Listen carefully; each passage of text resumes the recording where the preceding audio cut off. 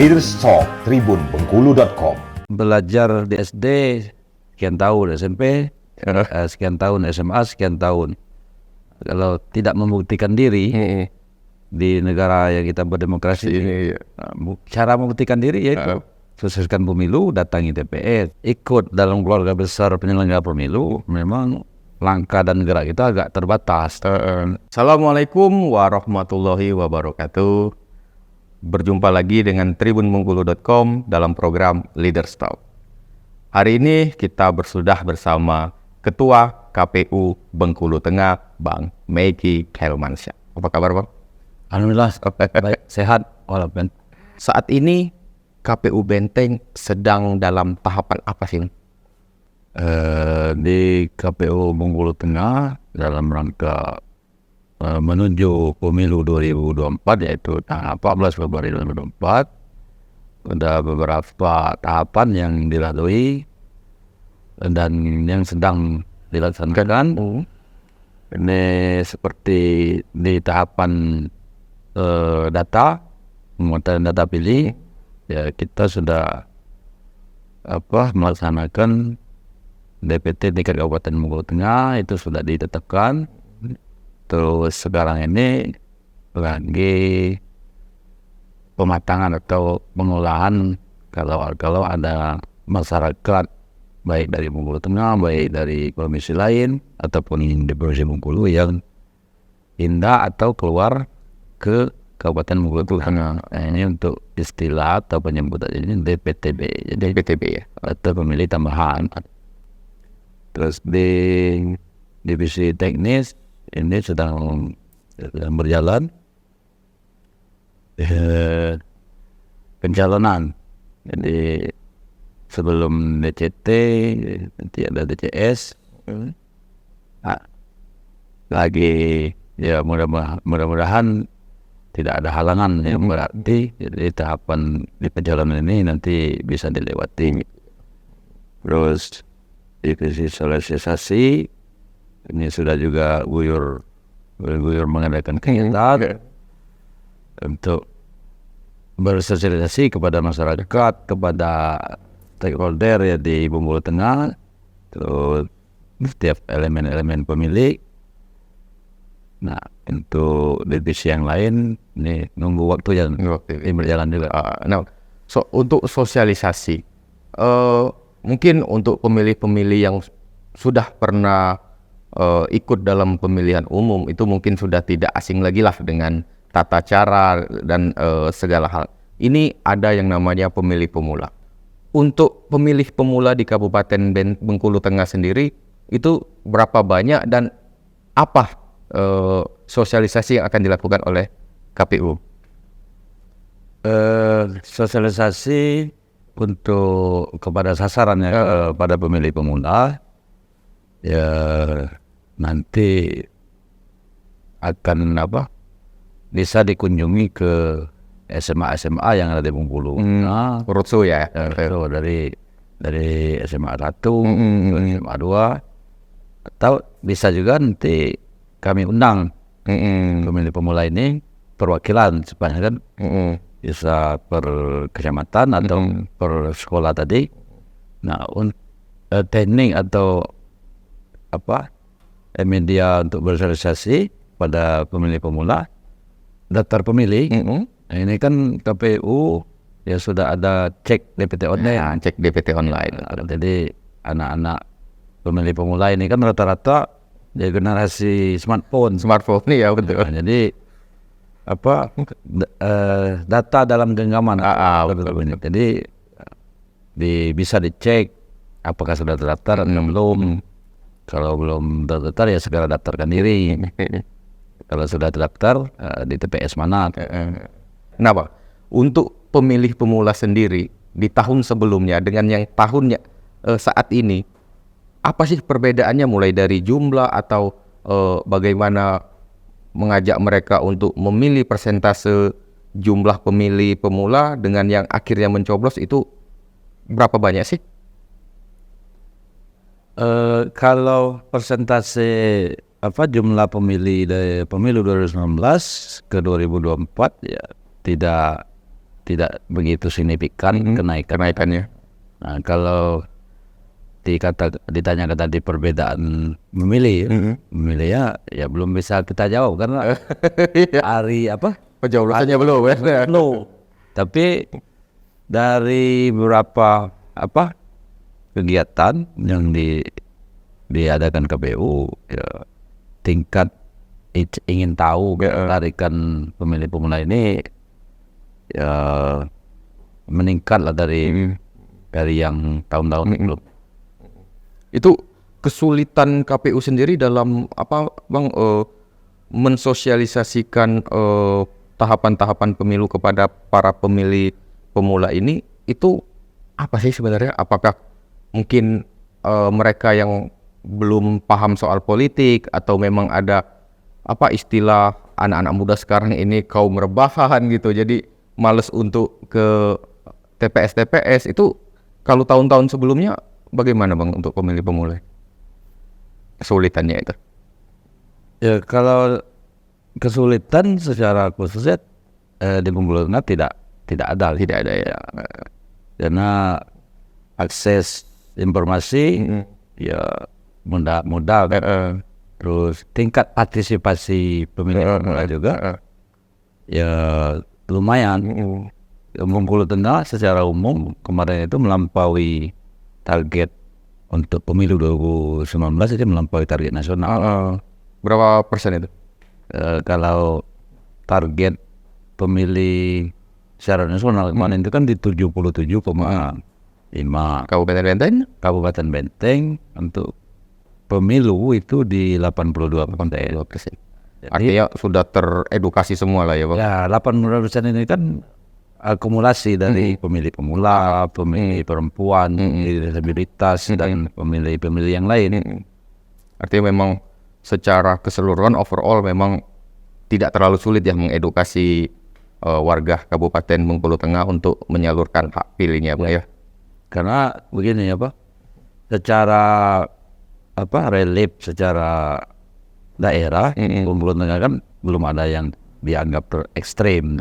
Jadi untuk mengunjungi, untuk bersosialisasi ya masih, walaupun berjalan kaki tapi masih sampai. Kalau program-program KPU di tahun ini, agar ya mungkin ada target internal dari KPU Bengkulu Tengah sendiri, mungkin tingkat partisipasi di pemilu ini naik lagi di atas 82%. Program-program apa yang sudah dijalankan dan akan dijalankan lagi? Nah, untuk menargetkan secara nasional, terus yang kami lakukan ya paling kami maksimalkan lagi sosialisasi ke basis-basis pemilih tadi, terus berkolaborasi dengan stakeholder terkait, saling bahu-membahu dalam menyampaikan pentingnya pemilu, terus khusus pemilih pemula. Jadi ya kita motivasi supaya dengan pendidikan, sudah mengenyam pendidikan, itu kalau tidak dibuktikan dengan hidup berdemokrasi, berarti pendidikannya masih gitu ya. belum mantap. Belum berguna pendidikan. Betul. Nah, belajar di SD sekian tahun, SMP sekian tahun, SMA sekian tahun, kalau tidak membuktikan diri di negara yang kita berdemokrasi ini, cara membuktikan diri yaitu sukseskan pemilu, datangi TPS 14 Februari. Jadi kita motivasi. Jadi kalau kita sudah ikut pemilu, berarti kita secara pernah kan belajar belajar ilmu sosial, ilmu ekonomi, ilmu apalah. Khusus ilmu agama ini ya kita sudah dapat pahala kita. Itu di dalam agama juga memilih pemimpin itu ada kewajiban. Betul. Jadi untuk menerapkan atau apa yang sudah dipelajari mengaktualkannya, ya kita buktikan diri. Dengan menyalurkan hak pilih tadi ya. Iya. Bang. Tentunya kan orang awam melihat bahwa tugas KPU ini sebenarnya hanya menyelenggarakan pemilu. Padahal kan sebelum penyelenggaraan itu kan ada tahapan-tahapan. Sebenarnya yang paling sulit atau yang paling menyita tenaga itu saat proses apa sih di KPU itu sendiri? Ya kalau dikatakan paling sulit ya untuk penyelenggara pemilu tidak ada kata-kata paling sulit. Karena itu ya tugas dan memang dari awal sudah sadar. Berarti tidak ada kata sulit. Nah, yang paling menyita tenaga itu Bang. Dari sekian tahapan yang paling menyita perhatian, tenaga, menyita pikiran. Ini di hari-hari puncak itu pencoblosan dan penghitungan. Nah, jadi penghitung suara dan penghitung suara. Di situ fokus. Karena kalau ya kurang fokus, salah sedikit, ini menyangkut hajat hidup para peserta pemilu. Ya betul. Jadi ada selisih-selisih, ya bisa jadi konflik. Jadi butuh fokus, butuh pikiran memang jernih. Pokoknya seluruh ini dikerahkan kemampuan berpikir, kesiapan fisik. Nah, kan Abang sudah mengalami tahapan-tahapan itu di pemilu sebelumnya. Ada nggak Bang ketika sedang bertugas itu mendapat ancaman dari luar atau keluarga ada yang diintimidasi karena Abang berkecimpung di KPU ini Bang? Ya alhamdulillah itu di saya pribadi dan teman-teman juga tidak pernah terdengar itu ada intimidasi, ada dihalang-halangi, dihadang atau keluarga ada yang ditakuti, itu alhamdulillah tidak terjadi. Tapi yang pasti protes pasti banyak itu kan waktu saat sampai ke penghitungan suara pastilah ada caleg atau tim ses itu yang protes-protes itu pasti. Nah itu menghadapi protes sekian banyak itu seperti apa sih? Ya protes ya jelas ada namanya pertarungan kompetisi. Tapi kan ruang protes itu ruang untuk komplain tidak ini kan memang sudah diatur dalam rapat pleno itu. Jadi silakan keberatan ya dituangkan di C keberatan. Nah kalau kiat menghadapi suasana itu ya kita yakin dengan memang kita sudah bekerja sesuai dengan aturan perundangan yang ada kan, sesuai dengan SOP. Terus ya kita harus berpikir jernih, terus ya mental harus disiapkan. Mental untuk menjaga situasi tetap kondusif, terutama di Kabupaten Bengkulu Tengah. Terus apalagi sebagai penyelenggara pemilu tidak hanya yang bertarung tetapi juga tim ses dari para tim atau caleg-caleg yang bertarung atau dari tim ses kepala daerah, tim ses calon presiden.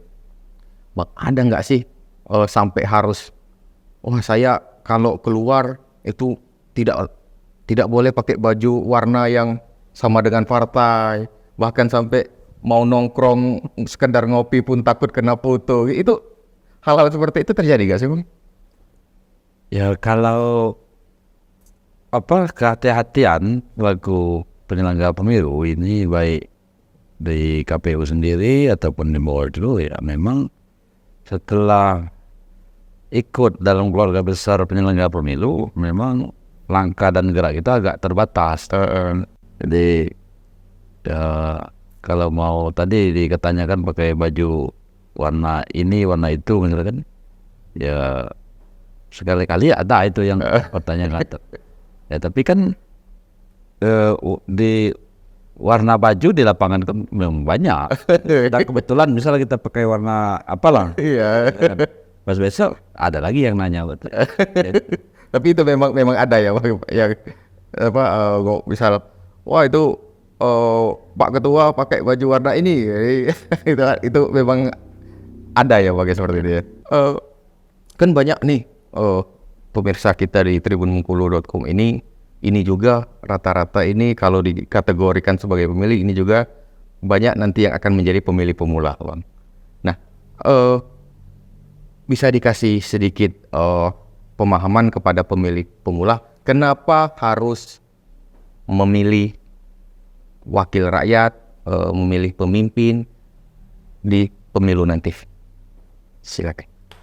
Jadi terkhusus pemilih pemula, pemilih yang baru perdana untuk memilih atau mencoblos, ya marilah adik-adik terkhusus di Bengkulu Tengah, ya kita sama-sama membuktikan diri bahwa kita adik-adik selaku warga yang terpelajar, yang sudah ya mengenyam pendidikan itu sampai SLTA, ya mari kita membuktikan diri untuk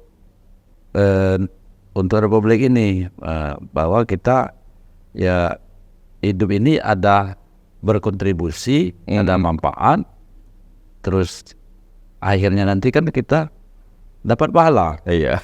Ya. Jadi untuk pemilih pemula di Kabupaten Bengkulu Tengah jangan ragu untuk menyalurkan hak pilihnya di TPS nanti, gitu. Nah, rasanya tidak lengkap kalau kita tidak bertanya tentang siapa sebenarnya Bang Meiki Hilmansyah ini sebelum menjadi Ketua KPU Bengkulu Tengah. Background Bang Meiki ini sebenarnya dulu apa sih Bang? Sebelum kok tiba-tiba tersesat ke KPU. Karena saya baca-baca ternyata Bang Meiki ini guru. Ya. Lulusan Fakultas Keguruan ya Bang ya, Universitas Muhammadiyah Bengkulu, dan jurusannya pendidikan matematika. Bisa diceritakan kenapa kok dari guru tiba-tiba ke KPU?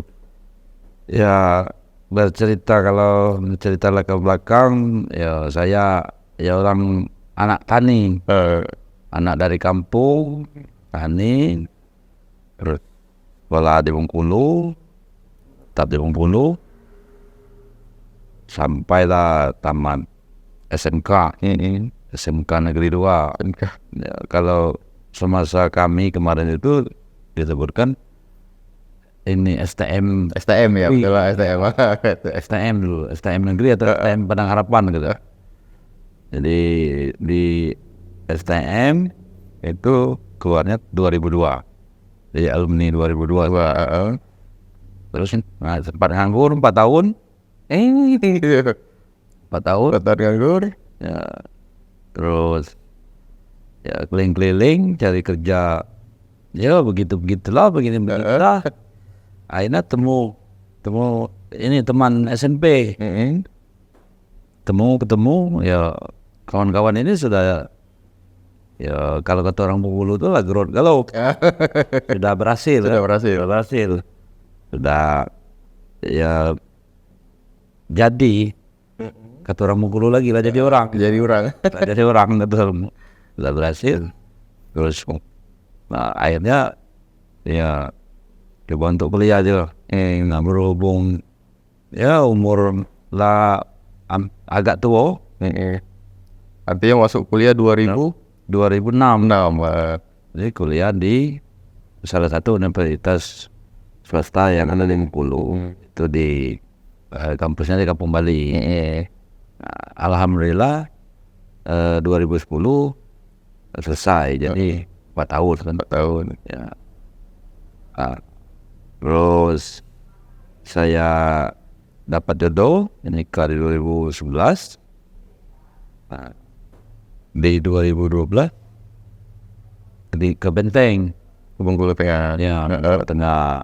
Jadi ya sambil ya namanya kehidupan di desa kan, ya, berkebun, terus ini belajar jadi guru. Guru ya. Ya, kalau istilah kawan itu kemarin guru nomaden.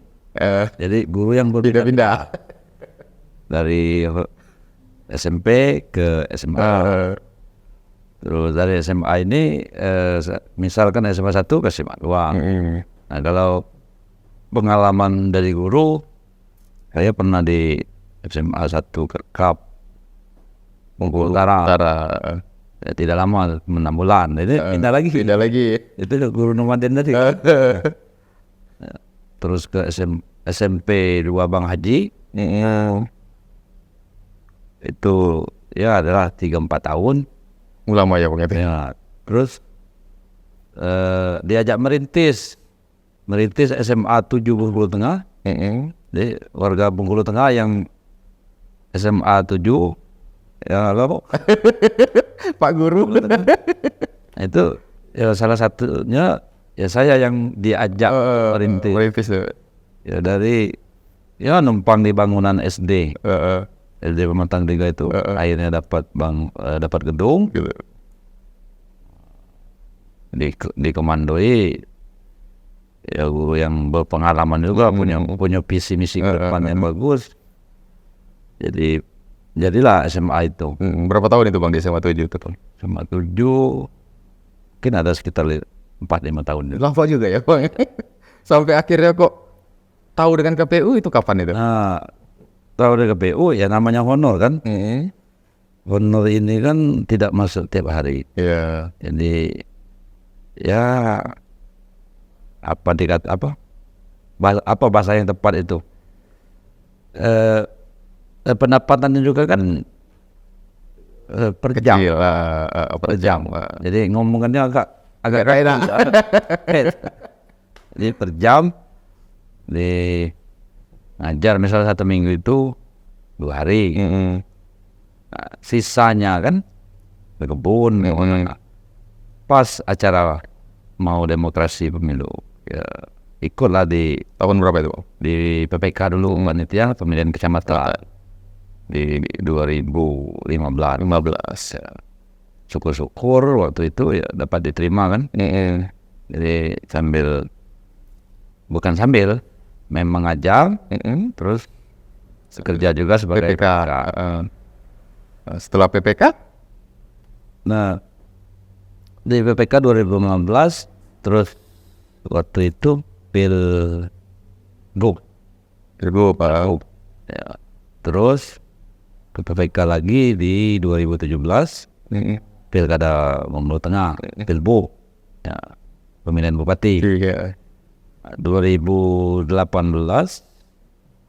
ikut lagi PPK. Syukur masih lulus juga kan. Jadi PPK pemilu 2019. Untuk penyebutannya PPK 2019. Direkrut di 2018 ya. 3 bulan setelah dilantik sebagai PPK ya ada pengumuman seleksi KPU ya kabupaten kota. Ya ada juga sering didengar ya yang mati jangan dicoba kata orang Bengkulu lagi. Berarti yang satu itu jangan dicoba. Yang lain ya wajib. Jadi cobalah daftar kan. Coba perhitungan. Hasil akhirnya ya alhamdulillah ya dapat terpilih jadi komisioner itu. Artinya di 2019 itu ya. Nah, kalau dengan perjalanan seperti itu kan artinya memang betul-betul Bang Meki ini bukan ujuk-ujuk lah istilahnya itu kan, memang merintis dari PPK sampai akhirnya berani untuk ikut pencalonan KPU. Sebenarnya Bang, ilmu kan dari lulusan matematika, pendidikan matematika bisa menguasai bidang pemerintahan dalam arti undang-undang pemilihan ini, itu kapan sih belajarnya Bang dari sekian banyak proses tadi? Ya di pemilu itu kan kompleks. kajian ekonomi ada, kajian matematik yang menghitung. Misal Tunggu suara tadi ya. pemilih meninggal atau yang pindah sekian, jadi atau Statistiknya itu kan. ya dihitung ilmu matematika kan diterapkan. Ada berarti ini ditambah ini kurang ini hasilnya ini. Meninggal 2 masuk 11 jumlah DPT awal 20 misalnya. Nah, itu 20 tambah 11 dikurangi kan 4. Terus ya, kaji ilmu-ilmu yang lain ya diterapkan juga. Misal bersosialisasi. Nah, dalam mengajarkan bagaimana kita ada Anak-anak tadi ya, murid tadi ya. 2-3 ini agak perlu perhatian khusus. Sebenarnya anak kan tidak nakal. Nah, kita harus punya trik sendiri. Nah, begitu juga dalam bersosialisasi. Bagaimana trik untuk bersosialisasi dengan pemilih pemula, sosialisasi dengan basis emak-emak perempuan, terus sosialisasi kepada disabilitas, sosialisasi kepada kaum marginal. Nah, itu ya kita harus tahu trik-trik sendiri bagaimana penyampaian. Kalau dengan emak-emak kan jangan terlalu ya, monoton. Ya, kalau dengan pemilih pemula ya kita harus bisa memakar semangatnya. Nah, arti kan sebelum mencalonkan maju tes calon komisioner KPU, tentunya kan ada proses Bang Meki harus belajar undang-undang pemilu gitu kan.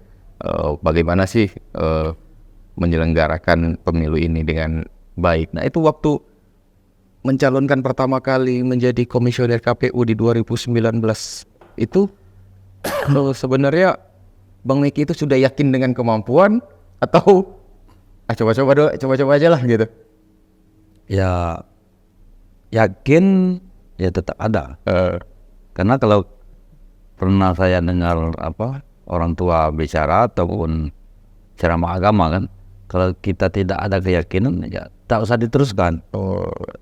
Nah, terus yakin ya, dengan modal yakin terus ya belajar. Nah, artinya meningkatkan kemampuan juga. Ya untuk menghadapi soal tertulis, soal psikologi itu yang mana ya belajar. Ini ya pertanyaan yang paling penting. Sulit nggak Bang untuk tes KPU itu? Ya kalau dikatakan sulit ya semua tes ya sulit. Jadi kita harus yakin.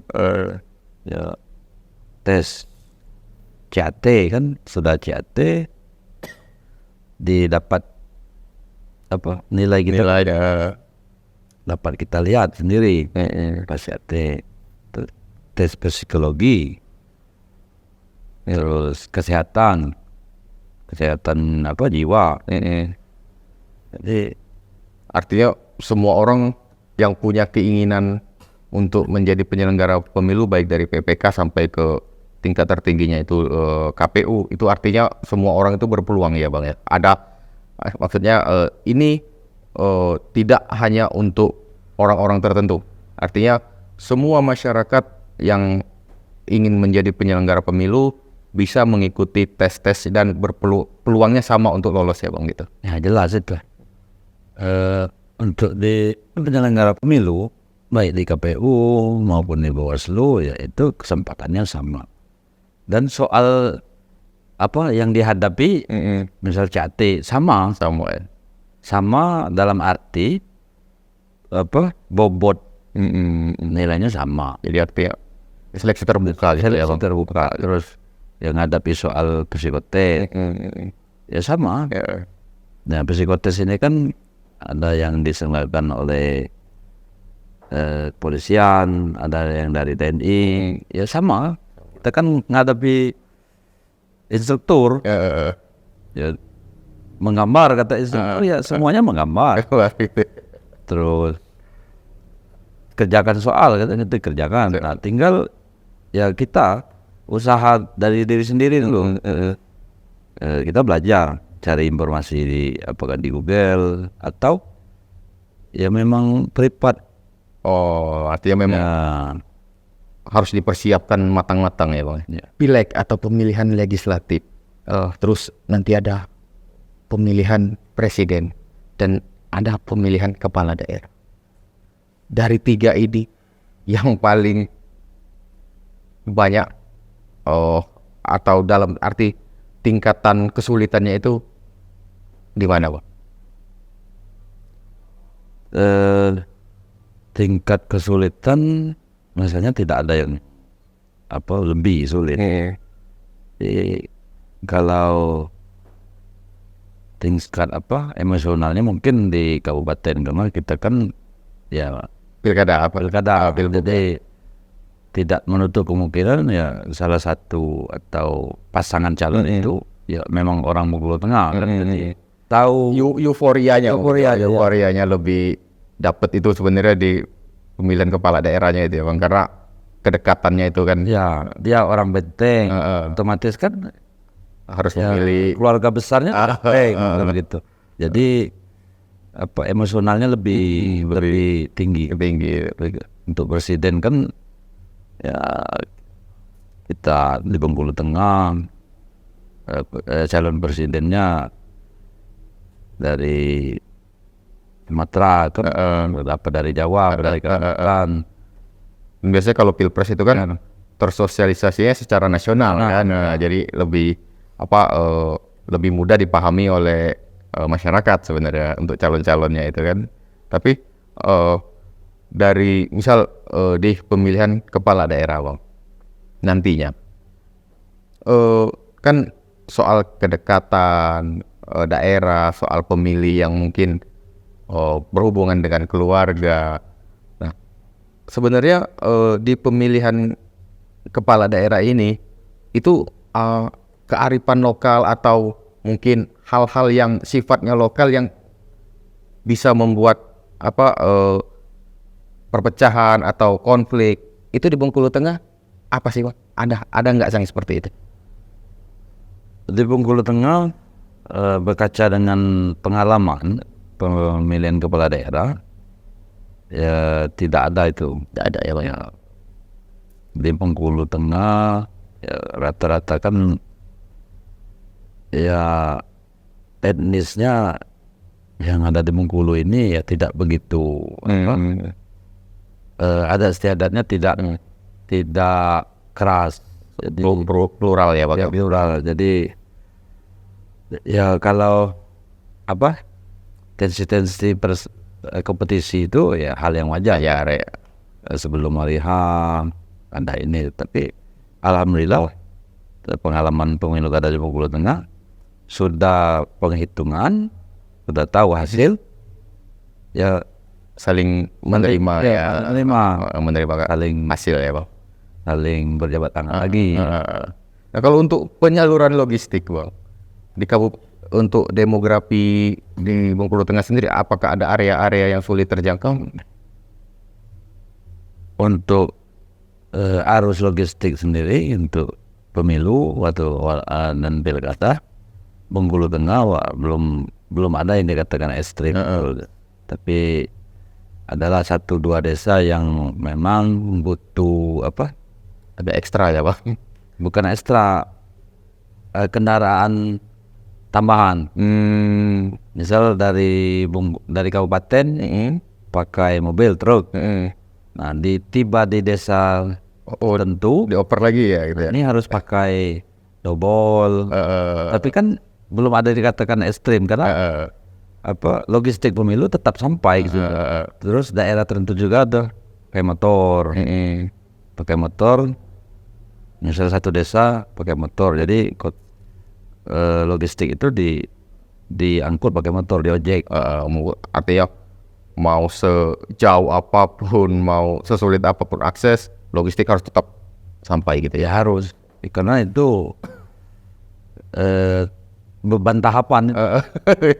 Logistik harus tersampaikan.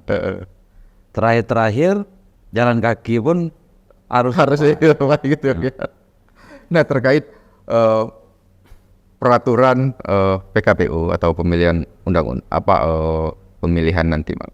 Ada nggak perubahan yang signifikan antara undang-undang pemilu yang lalu dengan yang sekarang?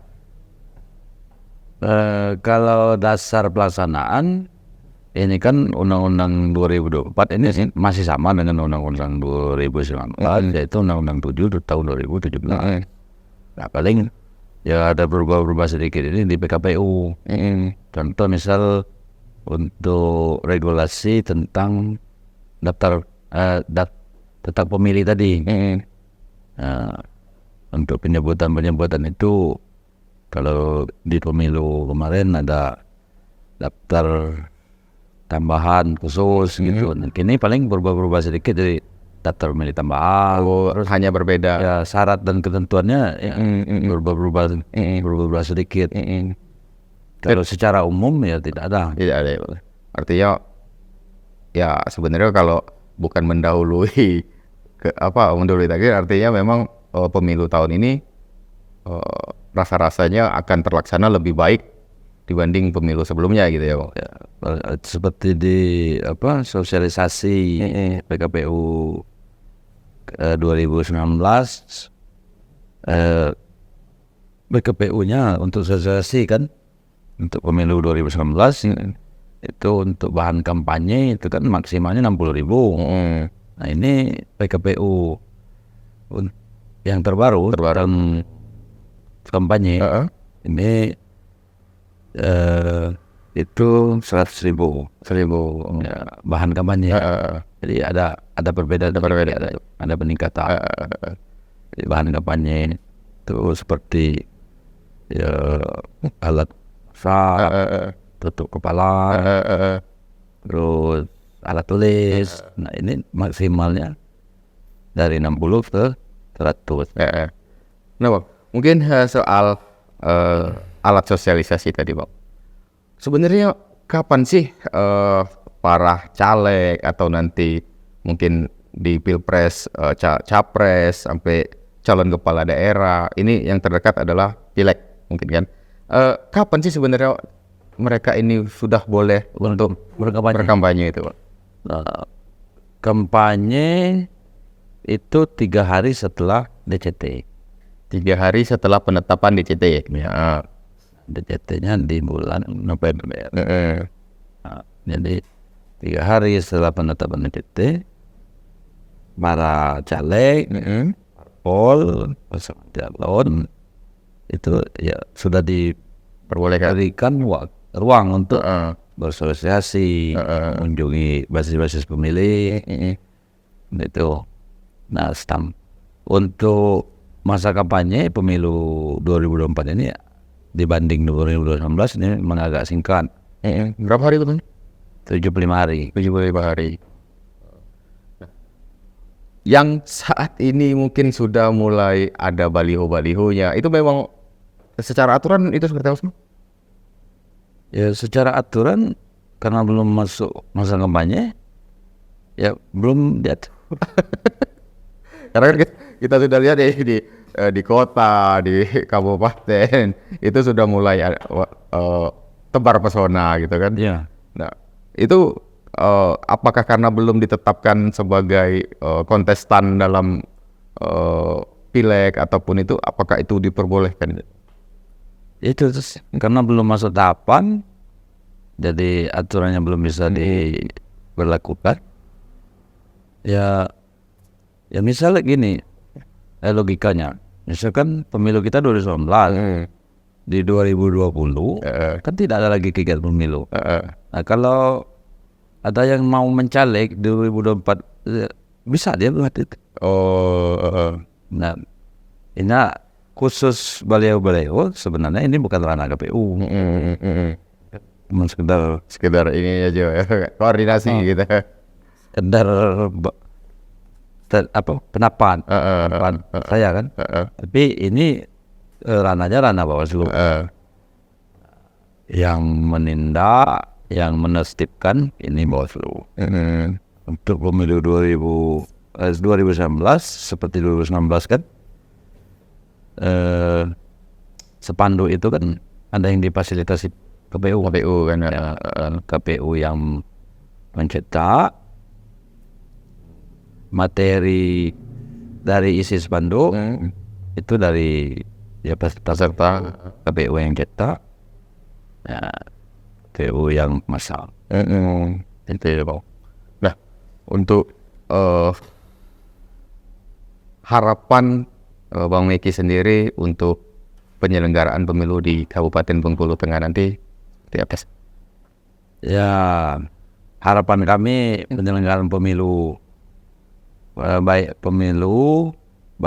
pilkada, pemilihan kepala daerah di Bengkulu Tengah, ya berjalan dengan lancar, damai, terus berintegritas, dan hasilnya nanti dapat diterima para peserta pemilu di Kabupaten Bengkulu Tengah.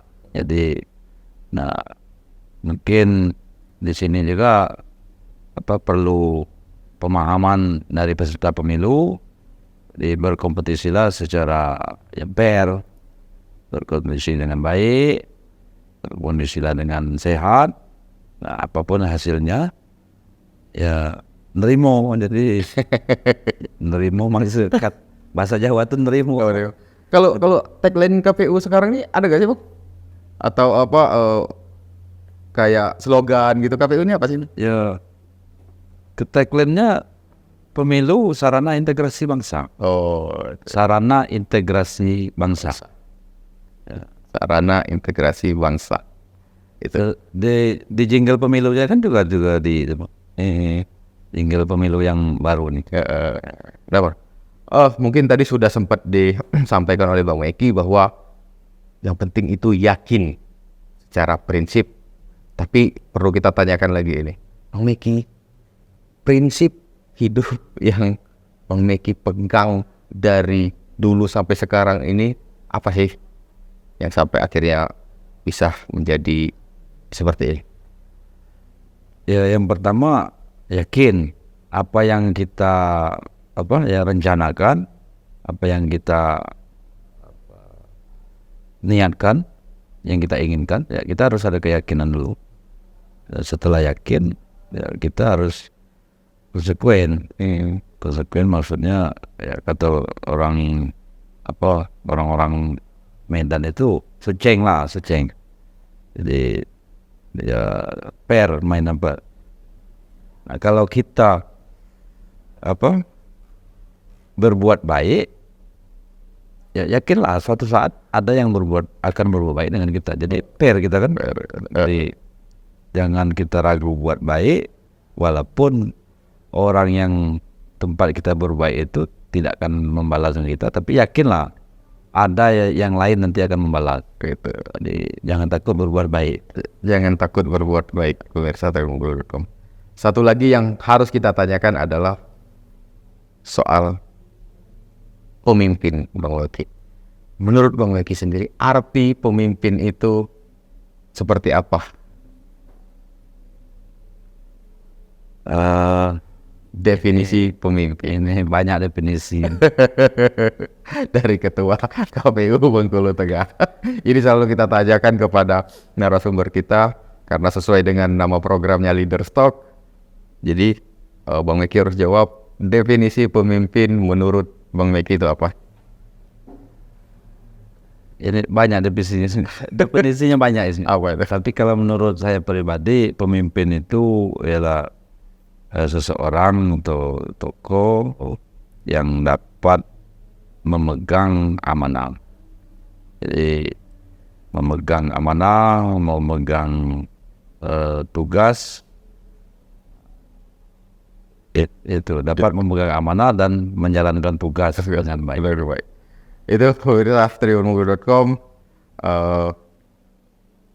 perjalanan hidup dari Bang Meki selaku Ketua KPU Bengkulu Tengah. Terus tadi kita sudah juga sedikit, ini baru sedikit kita berbicara soal tahapan-tahapan pemilu. Yang pasti nanti tetap akan ada wawancara-wawancara selanjutnya terkait update pemilu di Kabupaten Bengkulu Tengah. Akhir kata, wassalamualaikum warahmatullahi wabarakatuh. Baik, terkhusus kepada masyarakat Kabupaten Bengkulu Tengah, para wan-wan, mama, sebei, wanci-wanci, Pak adik-adik, kakak-kakak. Jadi marilah kita membuktikan diri sebagai masyarakat warga negara ataupun masyarakat yang baik. Kita sama membuktikan diri kita ini bisa berkontribusi nyata dalam rangka mengisi kemerdekaan ini untuk negara kita. Kita sekali lagi membuktikan diri dengan datang ke TPS tanggal 14 Februari 2024. Kita sukseskan pemilu, kita pilih pemimpin, ya silakan memilih dengan hati nurani atau keinginan masing-masing. Ya, dengan dapat pemimpin, yakinlah untuk ke depan kehidupan kita ini ya dapat lebih baik. Jadi jangan lupa datang TPS, sukseskan pemilu. Sekian. Akhir kata, wassalamualaikum warahmatullahi wabarakatuh.